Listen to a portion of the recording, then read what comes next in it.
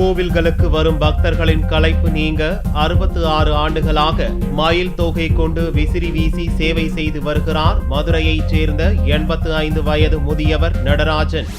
மதுரை வடக்குவெளி வீதி பகுதியில் வசித்து வருபவர் நடராஜன். 85 வயதான இவர் கடந்த 66 ஆண்டுகளாக தமிழகத்தின் பெரும்பான்மையான கோவில் விழாக்கள், முக்கிய நிகழ்ச்சிகளின் போதும் பக்தர்களுக்கு மயில் தோகையை கொண்டு களைப்பு நீங்க விசிறி வீசி வருகிறார். 1947ஆம் ஆண்டு முதல் மதுரை மீனாட்சி அம்மன் கோவிலுக்கு வரும் பக்தர்களுக்கு விசிறி வீச துவங்கிய நடராஜன் இன்று வரை இறைவனுக்கு செய்யும் சேவையாக கருதி பக்தர்களுக்கு விசிறி வீசுகிறார். மக்களுக்காக களைப்பு மாறுவதற்காக இந்த சேவை. இந்த மயில் உள்ள வீசினா முருகனுடைய மயில் ஒரு மருந்து. அந்த காத்தானது இந்த காற்றுக்கு மேலே எந்த காற்றுமே கிடையாது. புதுமையான காற்று, இயற்கை காற்றுக்கு மேலே இயற்கை காற்று, மூலிகை மருந்துக்கு சேர்ந்த காற்று. இது முருகனுடைய தோகை.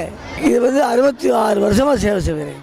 ஒவ்வொரு வாரமும் ஞாயிற்றுக்கிழமை முதல் சனிக்கிழமை வரை மதுரை கூடலழகர் பெருமாள் கோவில், திருப்பரங்குன்றம் சுப்பிரமணிய சுவாமி கோவில், பழனி முருகன் கோவில், திருச்செந்தூர் செந்திலாண்டவர் திருக்கோவில், மதுரை மீனாட்சியம்மன் திருக்கோவில், சமயபுரம் மாரியம்மன் கோவில் என்று வாரத்தின் 7 நாட்களும் சென்று வருகிறார். இக்கோவில்களுக்கு சென்று அங்கு வரும் பக்தர்களுக்கு மயில் தோகை விசிறி கொண்டு வீசி சேவை செய்கிறார் நடராஜன். தன்னுடைய உடல் ஒத்துழைக்கும் வரைதான் இந்த சேவையை செய்வேன் என்று கூறும் நடராஜன் பக்தர்கள் காணிக்கையாக கொடுக்கும் பொருட்களை பெற்றுக்கொண்டு இந்த சேவையை செய்து வருவதாக கூறுகிறார்.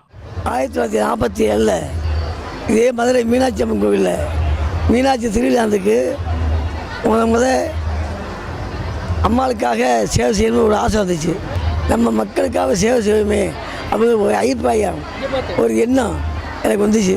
அதுலேருந்து தொடர்ச்சியாக திருவண்ணாமலை, பழனி, திருச்செந்தூர், சமயபுரம், மீனாட்சி அம்மன் கோவில், திருப்பரங்குன்றம், ராமேஸ்வரம், இப்படி ஒவ்வொரு இடங்களுக்கும் விஷயம் வச்சிருக்கேன். பக்தர்களின் களைப்பு நீங்குவதற்காக விசிறி வீசும் தனக்கு களைப்பு ஏற்படுவதில்லை என்றும் வியர்ப்பது இல்லை என்றும் விசிறி நடராஜன் பெருமிதம் கொள்கிறார். அக்னி வெயில் வாட்டி வதைக்கும் இந்நாளில் கோவில்களுக்கு வரும் பக்தர்கள் இவரது சேவையை கண்டு உடல் மட்டுமல்ல மனமும் தான் குளிர்ந்து போகின்றனர்.